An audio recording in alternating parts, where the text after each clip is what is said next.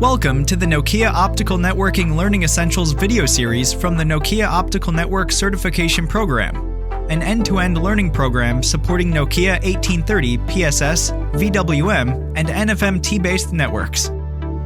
Today, I'm going to show you how to properly check and configure the Optical Protection Switch, or OPS device, in an existing 1830 VWM network. This video has been created based on the Nokia Optical Transport for Mobile Services course, which plays a key role in the Nokia 5G learning curriculum. Optical technologies and architectures based on the Nokia 1830 Versatile WDM Module, or VWM, are proposed for Fronthaul to meet 5G requirements and the time-sensitive packet switch, or TPS. 1830 VWM Fronthaul links can be effectively protected by using the Optical Protection Switch, or OPS device. Several parameters can be configured, and in this video, we'll explain how to properly check and configure it so that the traffic flows over the same side of the OPS ring, no blocking conditions are present, and the switching counters are set consistently on the two endpoints of the ring. Several components belong to the VWM solution. The purpose of this video is to focus on the OPS device on the right. As you can see, the OPS is in the active component. We will now focus on the configuration, which is based on several typical VWM components such as TLUs and filters, but also includes an OPS-protected DWDM ring.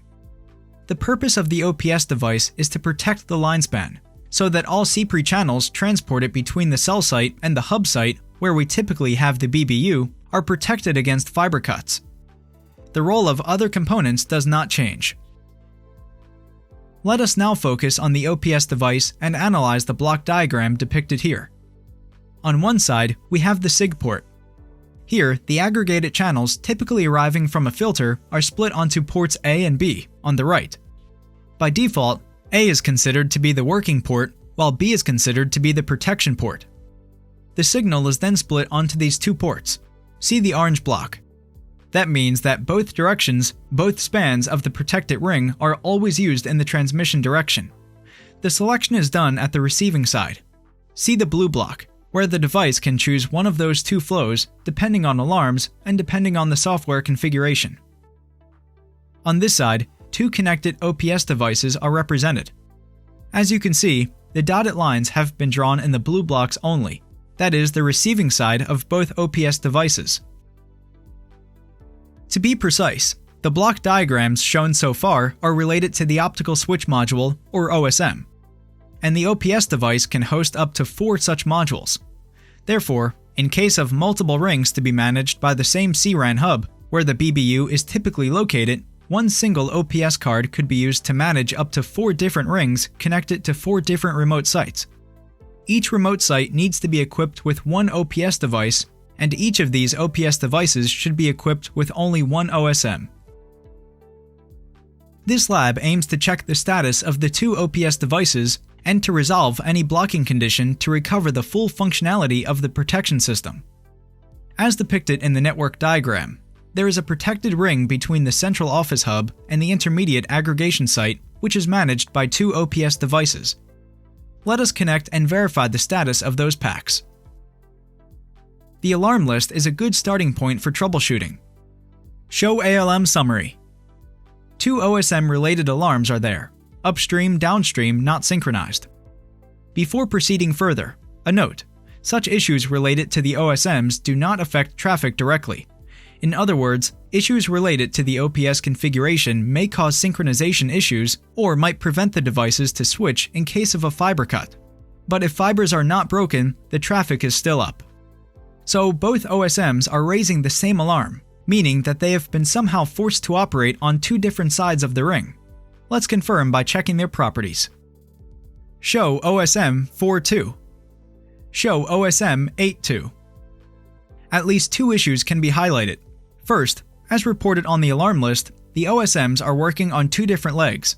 OSM 4.2 on the main. W stands for working, while OSM 8.2 on the spare. P stands for protection. Both have been forced by the operator. Second, at least one OSM is in blocked status since its switch count counter has reached the max switch count parameter. That is, in case of fiber failure, no switch is going to be taken.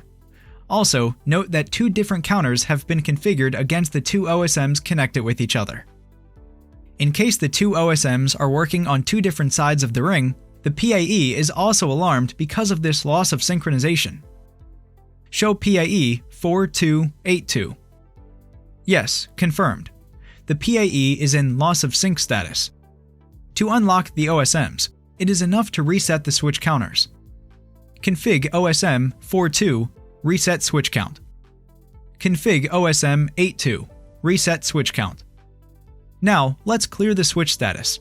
In other words, let's release the force switch condition so that the two OSMs can switch in the case of a fiber cut. In other words, let's release the force switch condition so that the two OSMs can switch in the case of a future fiber cut.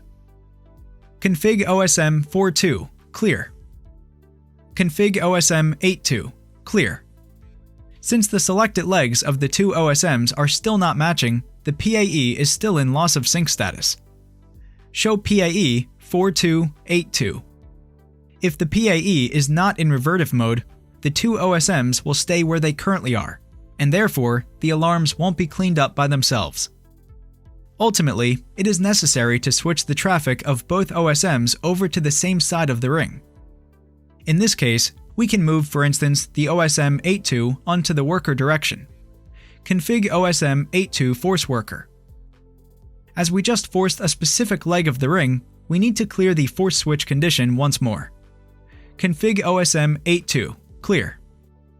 Then, we can check the PAE to see whether the blocking status is gone. Show PAE 4282.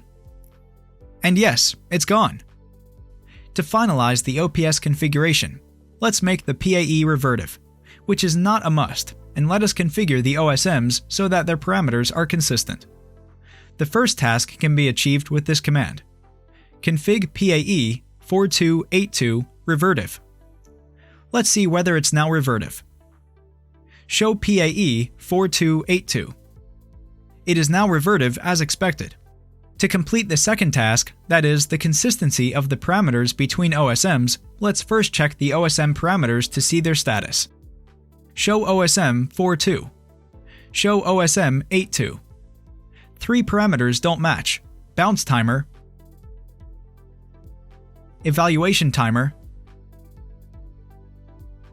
and hold-off timer.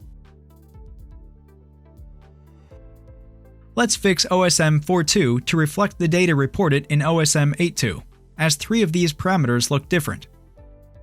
Config OSM 42 bounce timer 500. Config OSM 42 evaluation timer 550. Config OSM 42 hold-off timer 1100.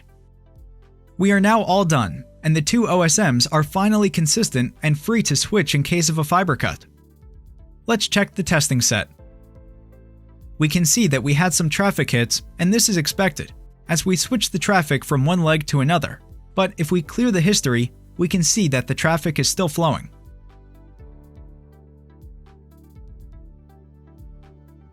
So to recap, to add a layer of optical protection to a VWM-based Fronthaul link, the OPS device can be used.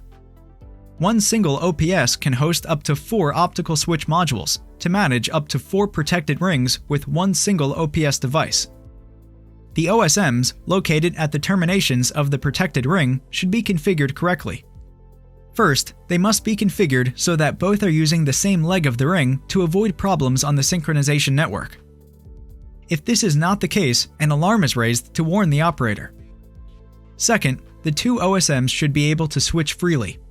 In the case of too many optical switches, within a configurable amount of time, the OSMs enter a blocking status to preserve the traffic carried over the ring. Therefore, if the OSMs are blocked, they should be unlocked so that future fiber cuts can be managed. Third, the configurable parameters should be identical on the two OSMs belonging to the same protected ring. Here, we have counters and thresholds to manage the automatic protection mechanism. Once these 3 items have been checked and configured properly, the traffic is ready to be safely protected. Thanks for watching, and look for more videos in our Optical Networking Learning Essentials series. Whether your goal is to enhance your optical networking skills or demonstrate your expertise through one of our 4 industry-recognized certifications, the Optical Network Certification Program is here to get you, your career, and your organization on the right path. Our program features 9 instructor-led courses developed by our team of subject matter experts using industry best practices, use case-driven examples, and hands-on labs. Learn more and get started today by visiting our website. Thank you.